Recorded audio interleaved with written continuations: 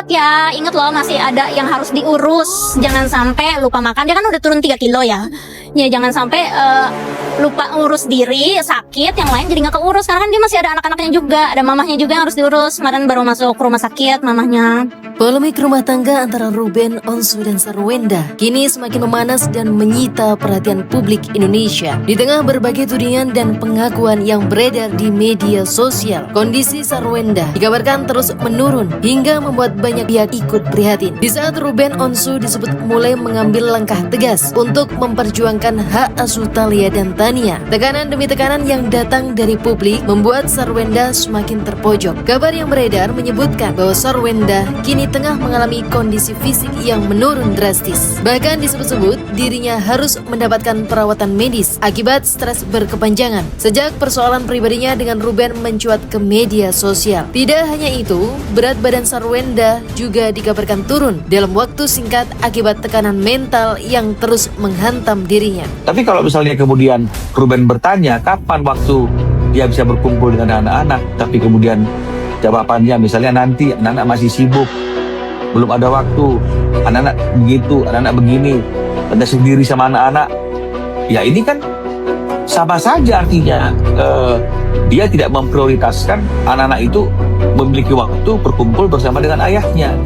Situasi tersebut semakin memicu rasa penasaran publik saat awak media mendatangi kediamannya untuk meminta klarifikasi. Sarwenda disebut berada di dalam rumah, namun memilih tidak menemui wartawan. Melalui keterangan dari asisten rumah tangga, kondisi Sarwenda disebut masih belum stabil dan membutuhkan waktu untuk menenangkan diri dari berbagai tekanan yang datang bertubi-tubi. Publik pun mulai bertanya-tanya, bagaimana sebenarnya kondisi Sarwenda saat ini? Apakah dirinya benar-benar sedang terpuruk akibat tekanan publik atau justru tengah menyusun langkah besar menghadapi berbagai tudingan yang kini menyeret namanya? Terlebih setelah muncul kabar bahwa Ruben Onsu dan Bertrand Peto disebut siap membawa persoalan ini ke jalur hukum hingga melapor ke KPAI demi memperjuangkan kondisi psikologis anak-anak. Dalam keluarga itu kan kita harusnya mengajar kepada anak mana yang boleh disentuh, mana yang boleh tidak. Bahkan dengan orang tua kandung pun misalnya.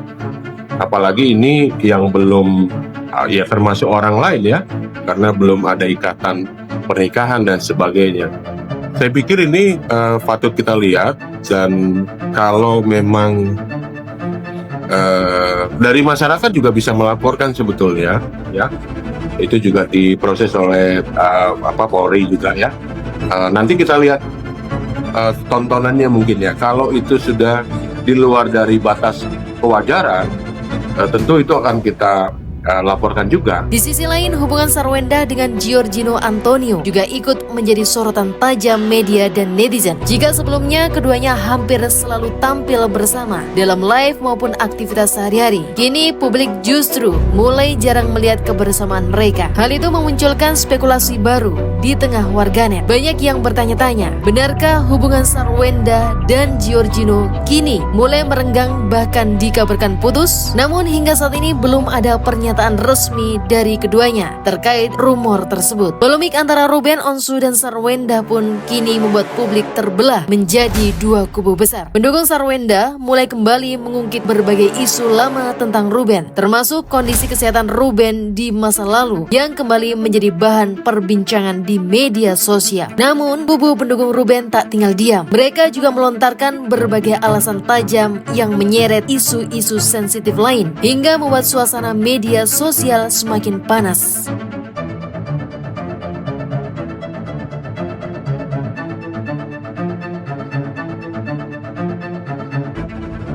Ada beberapa akun yang ngomong Ruben Onsu itu HIV gitu kan.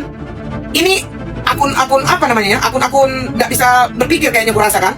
Dia tuh akun-akun basar lah ya kan, membela seberang gitu kan.